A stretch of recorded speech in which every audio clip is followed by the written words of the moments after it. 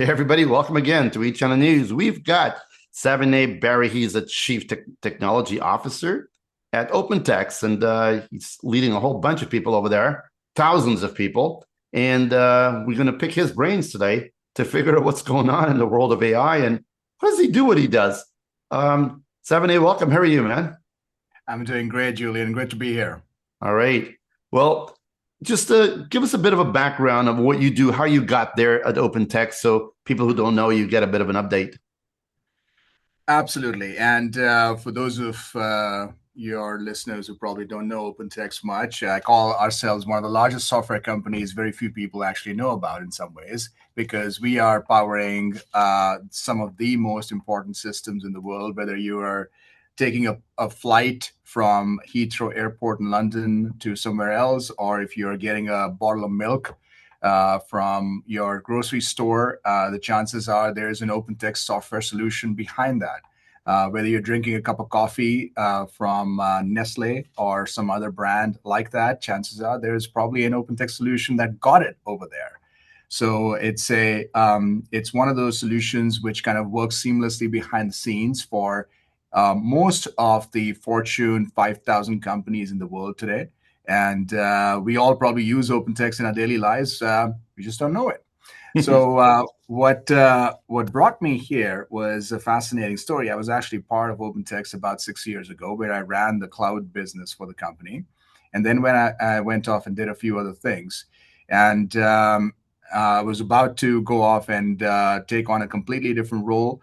We had just sold a company. I was the part of the executive team at Vonage. We had sold the company to Ericsson, and I was going to go off and do a bunch of advisory work, and then started to look at what's happening in this thing called AI. And 2022 is when ChatGPT came out for the first time. I think it kind of blew all of us away when you started to ask questions, and it was able to summarize things for you, almost talk to you like a human being. And you were like, "What is this thing?" It seems it seems like an overnight success, but it wasn't. It took years and years of work in order for it to get there. So I looked at that and I said, well, it's going to be interesting on how this plays out in the enterprise space. Consumer is one thing where you can have like a Google-like experience and go search for something, but in the enterprise, it's a completely different ballgame because there's a ton of security, ton of scrutiny, ton of compliance, regulatory, all that fun stuff that comes along with it. And it just so happens that OpenText is one of the largest software companies, which has some of the largest data stores and content stores in the world for some of the most complex and the most known companies and brands worldwide. So started talking, and one thing led to another, and I ended up joining the company, leading the product teams and tech teams to help us to get into sort of this next generation of what AI in the enterprise is going to look like, and building on our 30 plus year foundation. So that's where we are. Well, big journey, and you landed at the right company. I mean, of course, being a Canadian company, we like that a lot. And it is true; it's a monstrous company, and not very many people know about it. And the reality is that we need to do that. We need to do that better, I think, right? I And think so too. I think so too. I mean, I actually joke about it, but it is such a privilege in some ways that I think it's the Canadian DNA that runs through the company, where there's a lot of humbleness that comes along with it, yeah, because we're serving some of the largest companies in the world. I mean, as I said, literally, if we go down for a minute, uh, literally millions of dollars are lost by our yeah. customers. So it is such mission critical work, and yet. Unlike if you are in the Silicon Valley, I'm based in the Bay Area, but I am at heart, a person who likes to just do stuff versus talk about stuff. But if you go in the Bay Area and if you're traveling across 101, which is kind of the center part of the Bay Area, you'll see so many companies out there which are shouting from the rooftops about how cool they are. And Mhm. that's exactly the opposite of what OpenText is, which I absolutely love. But at the same time, I think we got to find a way, that healthy balance somewhere in the Yeah, middle. need a balance. I agree with you, my friend. 70, it's something I think it's a Canadian DNA. We do stuff and we don't talk about it because we just don't think that people are interested. The reality, though, is that in cyber, one of those things, is that it is important that everybody understands what you do, why you do, and how you do what you do, because cybersecurity is not like any other technology, right? If you don't have cybersecurity, then you're in trouble at some point down the road. So it's not a nice to have, it's sort of a must have type technology. 100%. So got to amplify that. And 100%. we're going to help. Um, Absolutely. so this AI thing, I mean, I swim every day, as I like to say, in the deep end of AI, and I don't know what's lurking beneath me. All I know is I get up and there are bites that's happening all the time, because the darn thing is changing so fast. You know, what I thought was okay then is just better. Sometimes I find, wow, it's kind of difficult to do this. Takes a little bit of effort. Wait a few weeks. Wow, there's a tool that does that easier, right? It just seems to be exponentially allowing us to do more with AI. If you zoomed out a little bit in the AI world, what's your overall take Yeah. about how AI is Yeah. going to take over the world? Well, you could kind of take that question in so many different ways, but I'll kind of ground it with some very trivial examples, which might sound trivial, but those are the kind of things which will make practical difference for people on a daily basis. So think about a scenario where if you are a person in a company, it's 2 p.m. on a Friday afternoon, and you are part of the support team.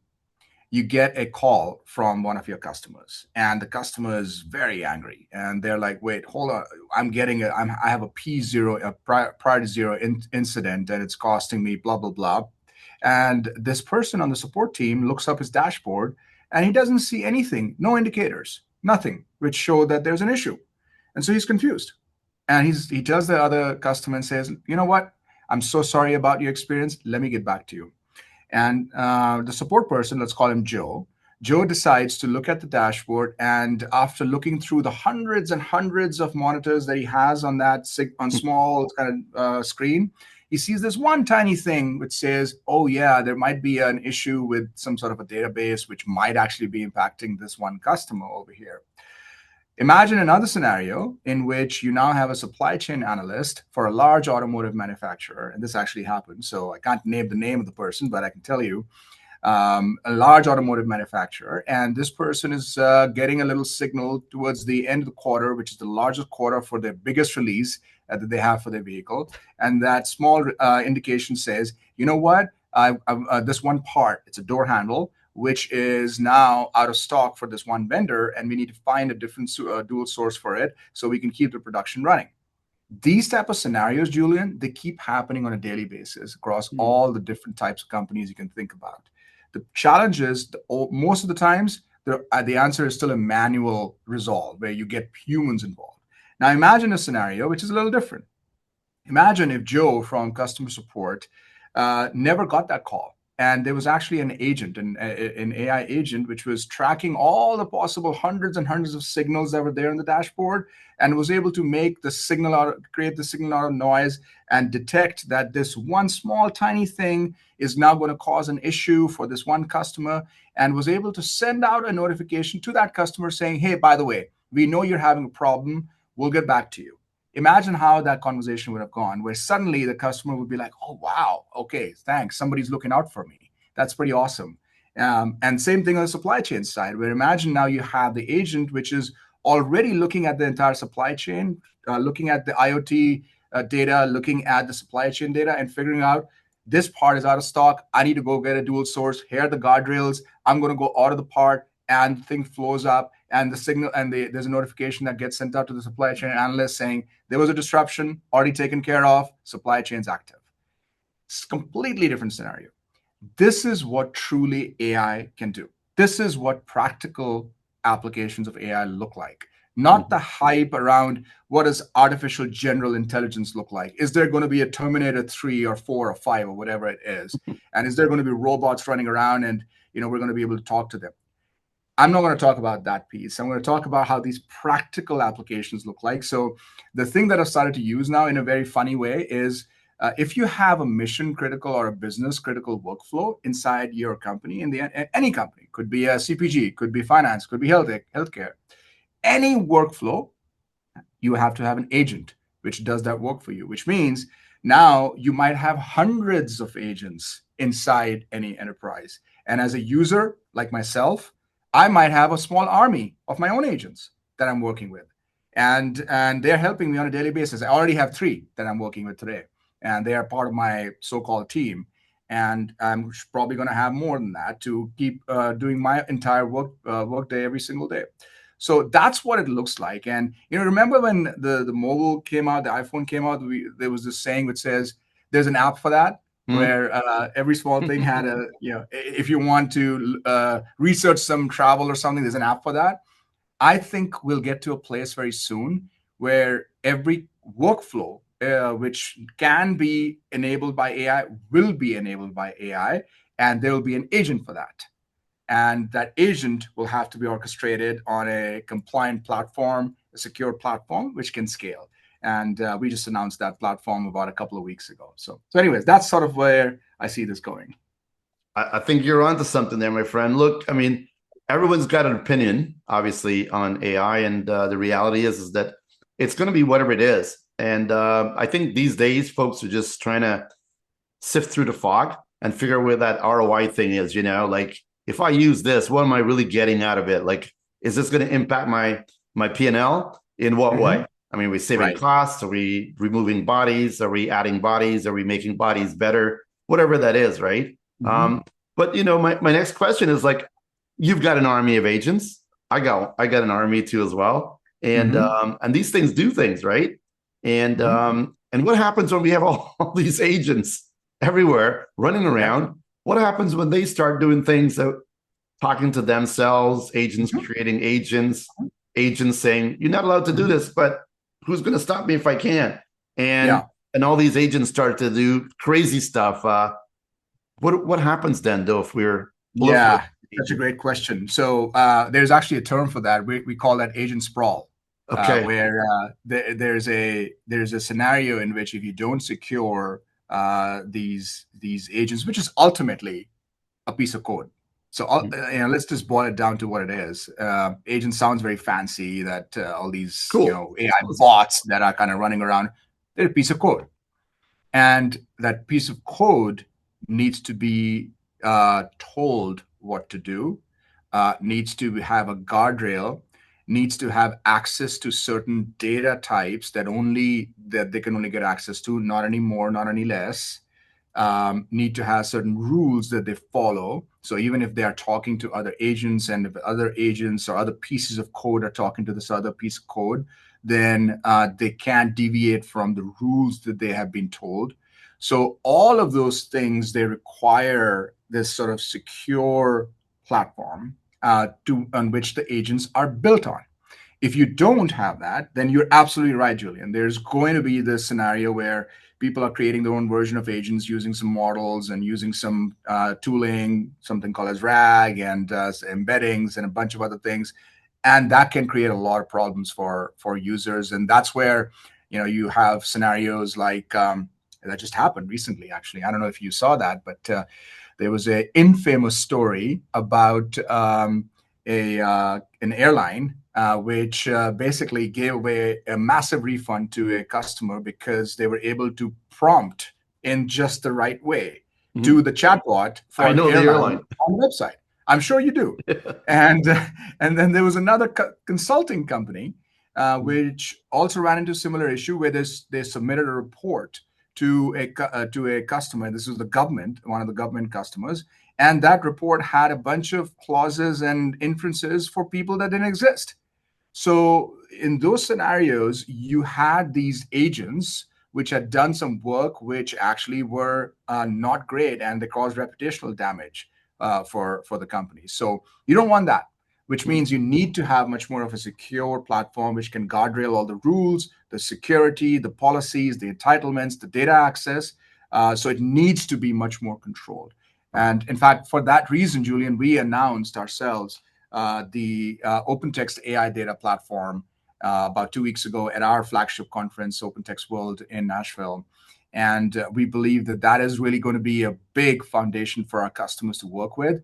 And so far, the reception, the feedback has been very, very positive because they see the need for something like that. Otherwise, they were asking questions like you were. Hey, how do I secure this? Where do I go?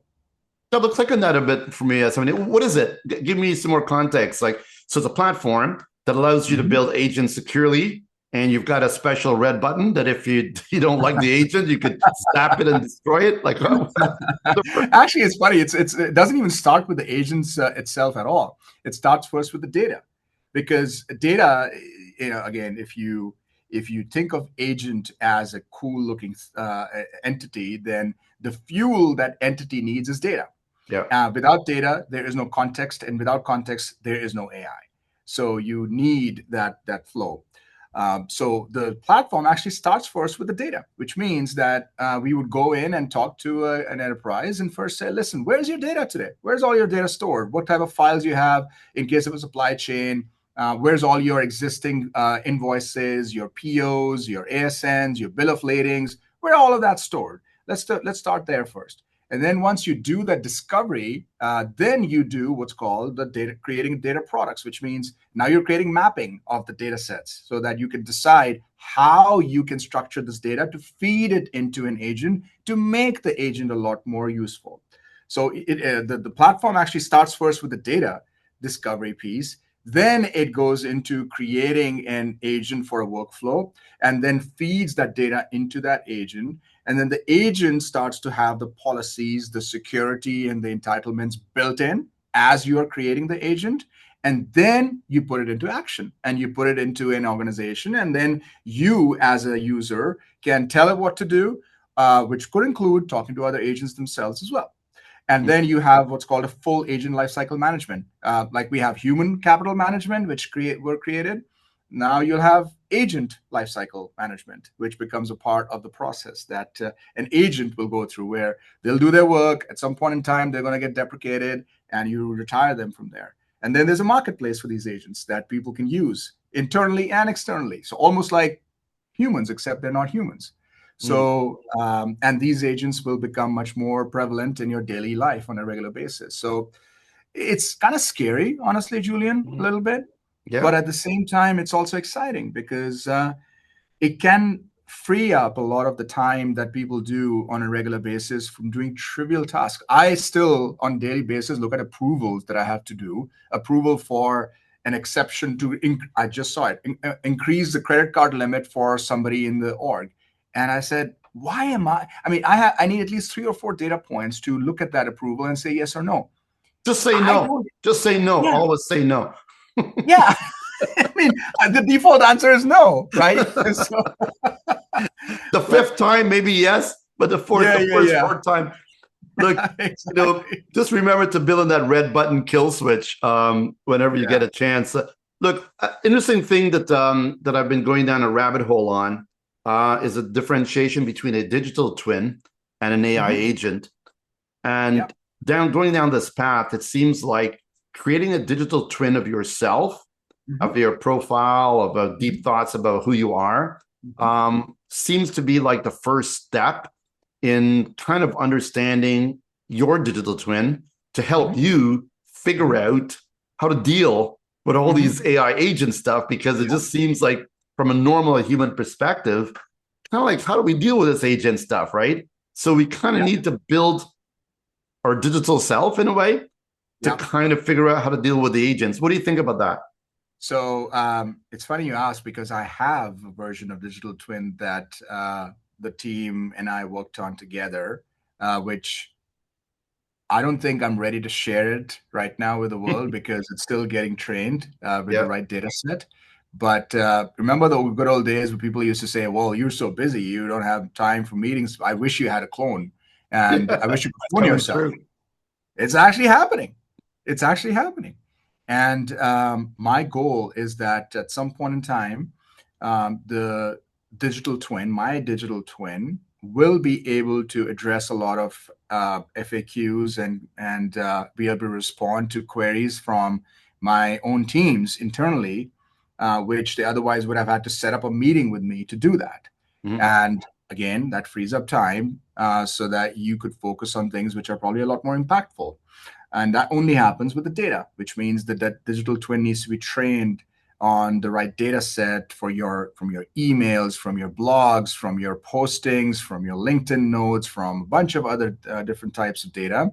and then make sense out of that. So that is actually part of the journey that we are on over here, and we already some ways working on it.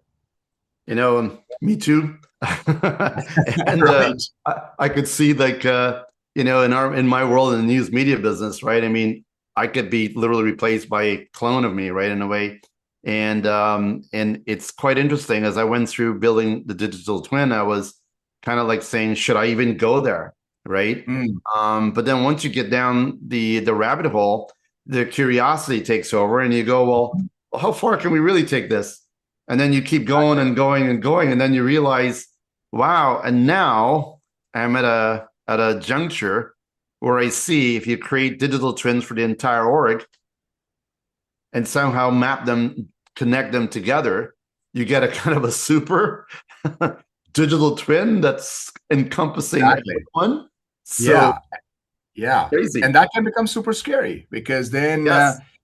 how do you know what's being discussed, what kind of workflows, what kind of rules are being discussed, flouted, whatever.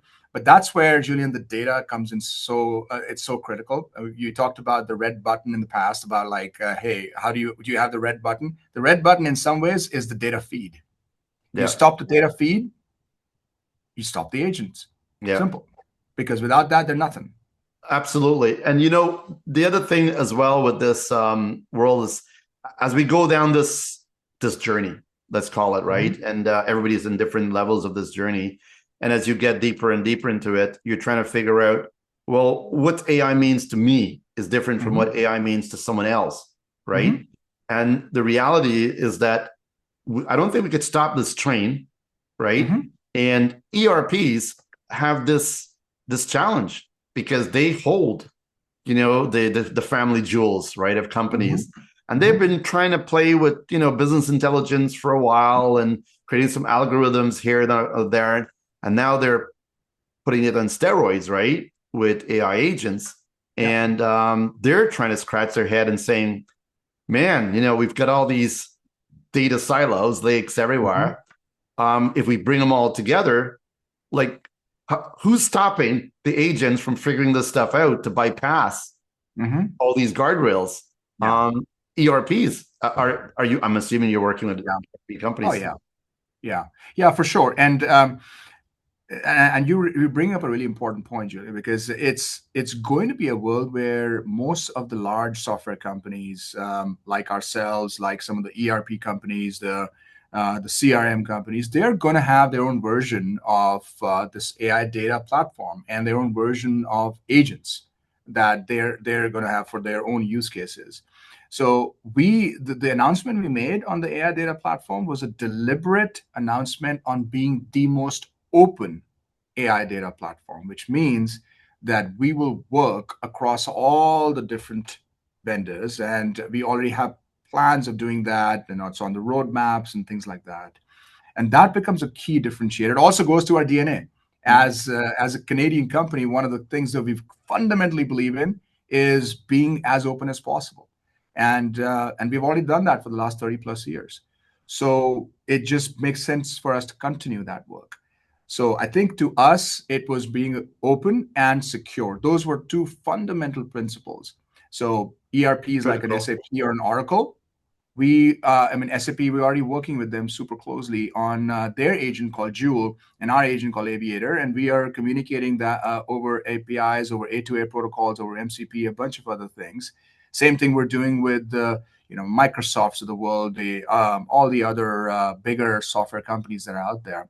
So yeah, it's super critical for us. And then also really important is how we're protecting the data and how we're protecting the AI, because sovereignty is becoming really important given the geopolitical landscape that's happening right now. Mhm. Mhm. Sovereignty is becoming really important. So we take that super seriously. And again, being a Canadian company, one of the things we wanted to do was have separate instances for AI models and data, which can be then controlled or which can be isolated within the countries themselves.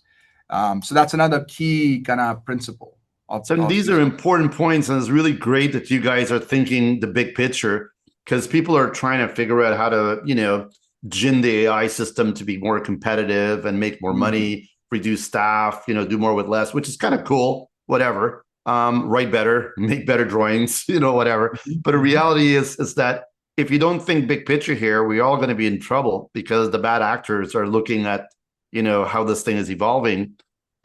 Another thing that I'd like to get your opinion on is things I've been looking at and seeing crazy examples on AI poisoning. And hats off to the bad actors, man, because I don't know how they do it, but to be able to go to someone's agent and convince that agent to not recommend that company, recommend a competitor, is quite alarming. And the ability to do it is quite interesting. We're all using AI. How are we going to stop the bad actors from doing this type of things? Such a great question, and let's break that down actually, because there's a term for what you just described in the security world. It's called prompt injection. Similar to if you remember the good old days of databases when SQL and the other relational data stores were coming out. There's a thing called SQL injection where you could now introduce a join which could corrupt the database completely. So similar to that, there's a thing called prompt injection where as you said, you can introduce new prompts or changes to the prompts to have the agent do things they're not supposed to do. But let's break that down. Where does the actual prompt injection happen from? It happens from a typical security breach that exists even today, which means that there's a vulnerability that you might have in your hardware or your software if you haven't patched it properly. That's how the bad actors are getting access to the prompt to begin with. So the security 101 principles and fundamentals of what we're doing today apply even more so in this new AI world, because if you don't do that, if you don't do the patching, if you don't do the perimeter security, you are letting those bad actors into the tunnel, then to get access to your prompts and then change the prompts. So that's like just step one, basic stuff. Step two then is to identify how do you avoid, if you run it, how do you detect these prompt injections? So our security portfolio, and we have a $1 billion+ business on the security side. Some of the best products in the industry which do this work: NetIQ, ArcSight, Voltage, etc. And we are now enabling our own AI data platform to go beyond just the basic detection of what prompt injection would be, and look at that through semantics, through words, through agents, through actually getting another agent to check what kind of prompts are being written, and then let that go through and be processed as part of the platform or not. And then we learn from that, right? And that's those signals that we keep learning from. It gets better over time. So critical component, because that is the kind of thing which becomes an error point or a choke point that can create reputational damage for many companies. And our platform, that's the whole idea, is our platform is going to be avoiding that. I mean, look, I think you hit the nail on the head there. The reality is like as the bad actors are well financed, right? And I really don't know how smart they are. It seems like they're wasting their intelligence. They should be doing something different. Right. But the ability to leverage AI the way they're doing it right now, I think it's just at the beginning stages. How they're evolving with social engineering and all the other stuff they're doing. Are we winning this game, or are they winning this game?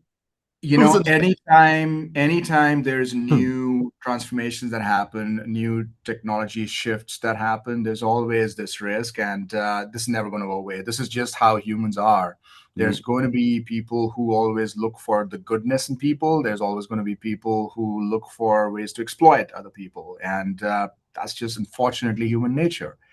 So nothing's changed this time around too, given given the AI transformation. And I think it's actually going to get worse before it gets better in some ways, because the surface area of attack has become so. It's not humans anymore. It's not about protecting, because as humans now we've gotten used to things like multi-factor authentication. So if you want to, get access to one of your applications, you got to go through a couple of steps. You get a text message first. You log in enter username and password, all that stuff. We have gotten used to that kind of stuff. The agents, don't do that today if they want to get access to certain things. They How would an bypass agent do everything. that? Yeah. So the surface area on for attack for the bad actors has suddenly increased by 100x or more. And that's why the importance of security at the perimeter, security at the task level, at the agent level becomes so critical. And that's why we're taking this so seriously, because our customers are depending on us for their reputations, and making sure that they're trusting us not just with the data, but also with the AI workflows. So, yeah, no, unfortunately, I think it's going to get a little worse before it gets better, because Yeah. we'll have to learn from those incidents. I hear you. I think so too. 7A, look, before it used to be kind of simple, cybersecurity a couple of years ago. Now it's like it's just gone on steroids Mhm. with all the AI interventions. But, leaving the bad actors aside, which is what your company tries to protect companies from all day long, um, how do we really get ROI? Like, what's the Mhm. things that's going to drive that ROI? Is it those agents that does these workflow things, and you can say, okay, I saved 3 hours of my time Mhm. here, or I did this, or I did this, and cumulatively, Yeah, um, I saved like $1 million. Is that yeah. where we're headed? So, in a nutshell, that's exactly right. It's going to it does. There's no big bang approach over here. It's a accumulation of workflows, hundreds and hundreds of these workflows in a company that over time create a massive difference in terms of the ROI. I'll actually give you a couple of very tangible examples. These are customers that came up to our conference and showcase to the world. One of them was IBM. Mm, And IBM has almost 300,000 people and employees, and employees are asking questions sometimes about their pay stubs. So they want to learn about, hey, what's in my pay stub? If I have a question about some taxes that were cut in my pay stub, and then I want to apply for a loan to buy a house, I need access to a certain letter. These are simple questions that happen on a regular basis. Now, these pay stubs are stored inside of our OpenText repositories. And what IBM did is they had a Watson agent, if you all remember. I'm sure your audience remembers yeah. Watson. And they created a Watson X agent to do something called as Ask HR. So if you are an employee, you can ask HR for anything. But they couldn't get access to the pay stubs because the pay Mm, stubs were in the OpenText repository. So we created an agent, which was called Content Aviator. Our agents are called aviators. And the aviator was able to talk to Watson X. Those two agents were talking to each other, where Watson X said, hey, I need access to this pay stub data. Aviator pulled all that data out, sent it to the Watson X, and was able to show it to the employee in the same screen. Nothing's changing. The screen is mm, the same screen. And then kick off a workflow behind the scenes saying, I need to get access to this one document. Can I get that from my manager? All of that was happening behind the scenes by the Aviator agent, and then pulled it back. So that ended up saving at least a few hours of time for in sure. for an employee to get that work done, but massively increase the satisfaction, the employee satisfaction rate. So these type of these workflows, these examples, as supply chain example that I talked about, the customer support example that I talked about, Honda was talking about this, United Airlines was talking about how they can reduce the amount of time to do error resolution. So if you're at the gate checking in and something goes down, then that's real cost for them. But if that error resolution time goes down from 30 minutes to like 30 seconds, then they can start to save hundreds and thousands of dollars in costs for not flying out the plane. And then these things add up over time. So I think it's going to be a combination of all of these things that accumulate. And my advice to most companies when we work with them is don't just do AI for the sake of AI. Have clear examples and benefits and use cases, and then start with that. And we actually have a services team called the Aviator Services Team, which helps customers think through that. It's quite interesting. It's a mental state of mind, and how to think about AI. And you really got to think it through, because it's not an exercise where you just do. You really got to figure out, where how AI is impacting everybody, Mhm. even the humans in the markets. Like for, talking about IBM, right? I would have always assumed Watson was going to become the global world dominated, AI Exactly. thingy. And Yeah. somebody went to sleep, took a nap, woke up, and then what? The Yeah. world kind of overtook. So, and in the earlier days, it was like, damn, Watson is so ahead of everybody. They're winning in Mhm. Jeopardy or whatever else they're doing. Right, right, Uh, right. they will win this game. And no, so to be written, right? The last thing I Exactly. wanted to chat a bit about is so everybody says, and then the Microsoft CEO says that all the code is going to be written by AI pretty soon. Everybody's saying 60, 70, 80%. I think OpenAI said, well, wait a minute, 80% of our code has already been written by AI, blah, blah, blah. Are we really gone, in the vibe world where, code is just going to be anybody can write software, anybody Mm. can do this stuff anymore, and then of course Yeah, you tell me what's inside that code and how bad it is. yeah, I don't think so. I think that if you actually start to look at the code, like we measured the same thing too. I think about 20%, 20 to 25% of the code, the new code that we are checking in right now into our repositories is either assisted by AI or written by AI, one of the other. And if you start to take a look at the actual quality of that code, it is still like at a junior entry level engineer level, Mm, which means that writing production quality code, which is able to scale geographically across all the different parts of your customer base, that's still some ways away. Is it going to mm, happen? Sure, it's going to happen at some point, eventually. but it's some ways away.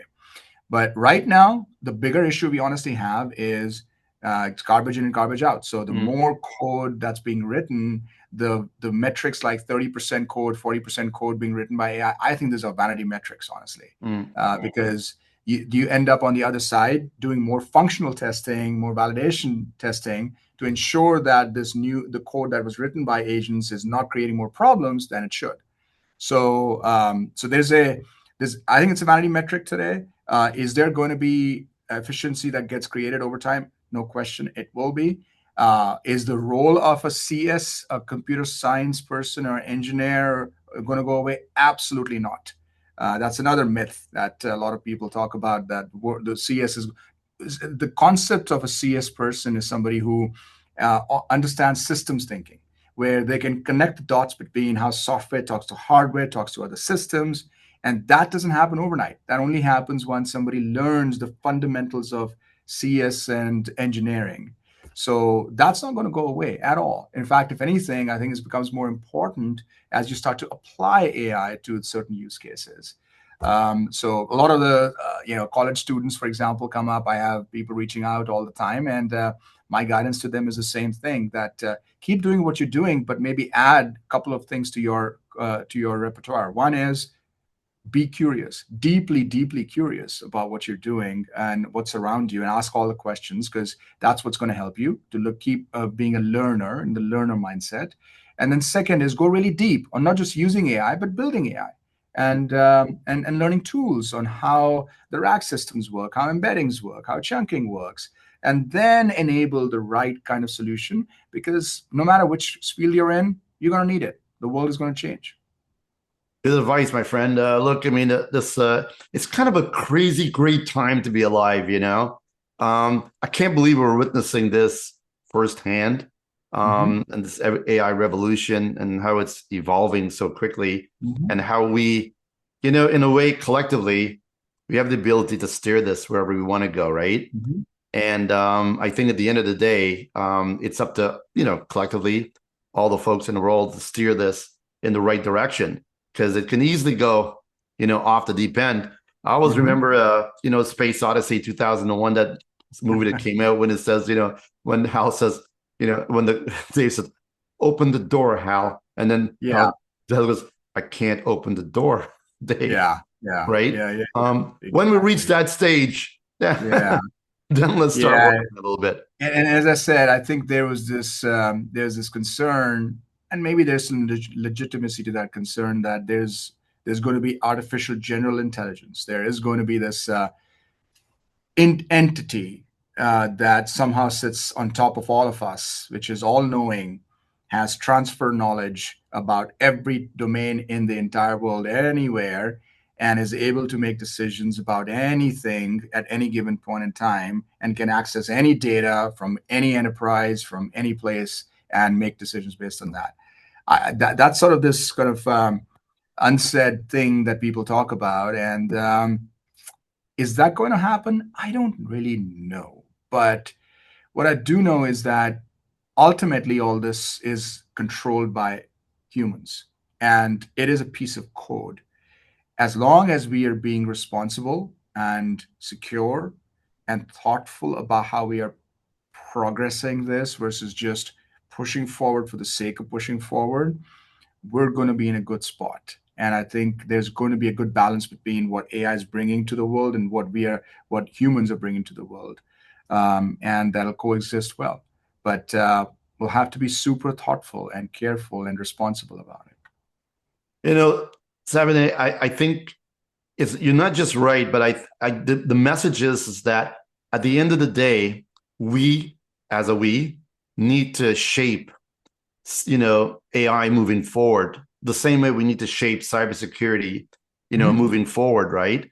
And the key is if we shape it bad, well, whatever, it's going to be bad.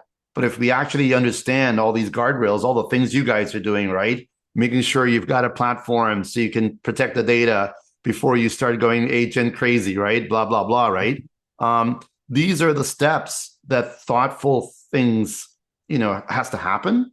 Mm-hmm. Because if everybody just goes out there and treat AI as a Wild West, right? And we've seen many examples of this, right? Where people just do things. We've got one of the big four who actually created an AI document and sent it to a customer. And people will eventually find these things out. What's that saying? You can fool some of the people some of the time, but not all the people all the time. And the reality is this, let's start being more thoughtful of how we use this very powerful, I don't want to say a gift in technology that we've been given, but it is something that we do not know what it really is about and where it can go. So let's treat it with some caution.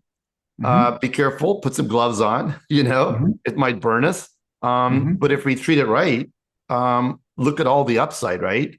Great medical advancements and things like this we can do. And for me, at the end of the day, it's going to make humans a little bit less work, doing a lot less work, if you will, so they can have a little bit more. Well, but the work will change. I think the work will change. So going back to history is a good teacher, right? So if you go back to the early 1900s and when the agroeconomy was giving away to the industrial economy, people thought that was the end of the world and that nobody's going to have any more jobs. It's all going to be automated. Every single person who was working in the fields were like, how am I going to pay for my kids and for my family?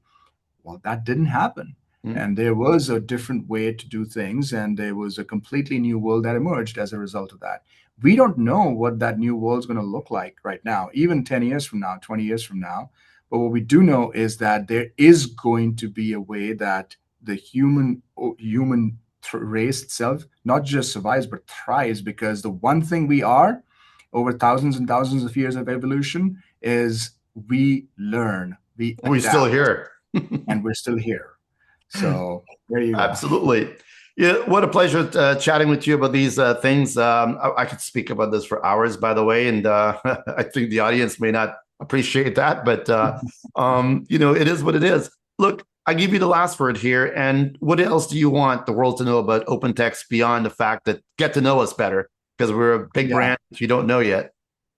Yeah, I thank you, Julian, and it is such a pleasure to be here talking to your audience. And being a Canadian company, it is an extremely proud moment for, I think, all of us, because we do believe that we are on the cusp of something extremely big and game changing. We've worked to get to this point over the last 30 years or so, working with our customers and securing them, making them successful. And we feel like we're just getting started. So in some ways, we would like to think of ourselves as a 30, 35-year-old startup, which is now going through the next journey and has started the next journey and reintroducing ourselves to the world of AI and creating a secure foundation for our customers to work with in this new, uncertain, but exciting world of AI. Well, Savinay, I'm a big fan. And for all you channel folks out there, I mean, this is exactly what you need to do. You need to learn about these companies, understand what they do. And if you're struggling to figure out what's going on with AI, just listen up. There's the information is out there if you're prepared to listen. Good stuff. Thank you.